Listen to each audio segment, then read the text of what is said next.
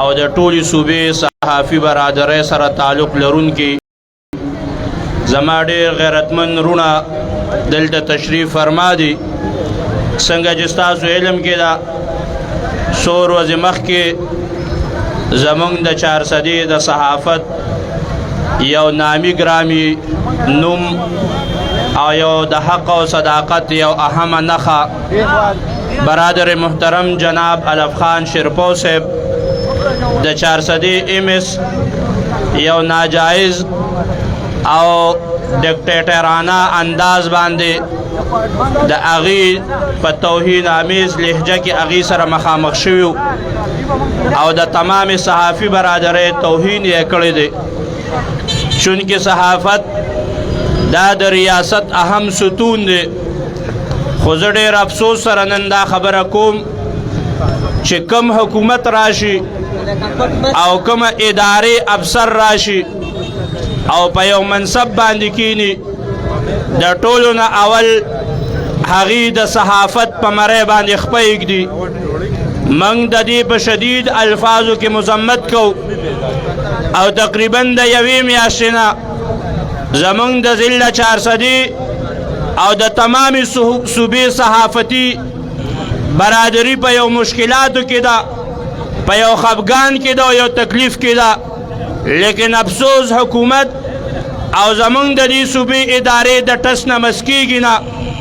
آخر سوال دی چې د یو ادارې یو افسر هغه دومره طاقتور ولې کیدی شي چې هغه خلاف عوام احتجاج ته روځي، سیاسي پارټو والا روځي، چوک کې په دې ګرمۍ کې ناست دي انتهایی په شدت سره او مشکلاتو سره، لیکن د هغې په آواز باندې څوک د اوسه پورې متوجه نشو. او زه حکومت ته وایم دا تاسو چې کوم سړی دلته په دې اهم منصب باندې کینولی دی او زما د چارسدې د رونو خویندو د بچو لاشونو سره لوبې کوي، دی د دې ایمس د دې عهدې قابل نه دی، بلکې دا یو کلنډر دی، د ده لهجه او انداز د کلنډرانو دی. لہذا دی د دې منصب نه فی الفور ختم کې او چرته د یو ګاډي کلنډر یې کې که دا مطالبات د صحافي برادرۍ منظور نشو.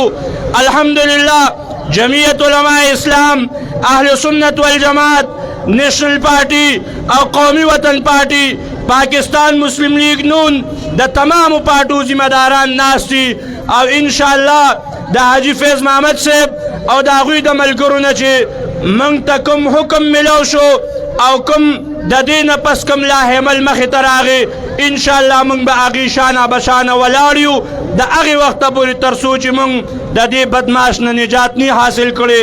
وہ مرد نہیں جو ڈر جائے حالات کی خونی منظر سے، جس حال میں جینا مشکل ہو اس حال میں جینا لازم ہے، وما علینا الا البلاغ. داود دورانی صاحب چې ستاسو مخکې د خپلو خیالاتو اظهار وکړو، زه اوس د تاجر اسوسییشن ضلع چارسدې جنرال سیکرټري میاں رحم باچا ته خواست کوم چې هغه راشي او د خپلو زرینو خیالاتو اظهار وکړي. میاں رحم باچا صاحب.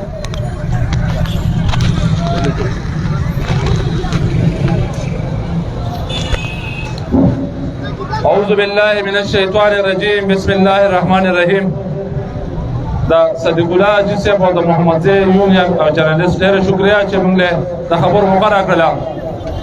ملګرو خبره داسې ده چې دا کوم ایشو ده چې کومه مسله ده د کومه خبره صحابي برادرۍ اوچته کړې ده، نو دا د یوازې د صحابیانو مسله نه ده، دا د چارسدې د دوه اشتراکو عوامو مسله ده.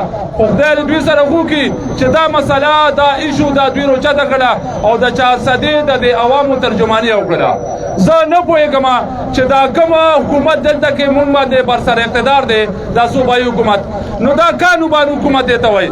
ګینې که دا صحیح حکومت او عوامي حکومت نو دا څه دونه غټه مسله نه ده. د ایم ایس بدلي دا چې کوم دی دا څه دونه غټه مسله نه ده او ته به انکوایري کوې په چا باندې. د چارسدې عوامو چې څومره خلک نمایندګي کوي لکه عوامي نیشنل پارټي، پاکستان پیپل پارټي، مسلم نواز، جماعت اسلامي، جمعیت علماء اسلام،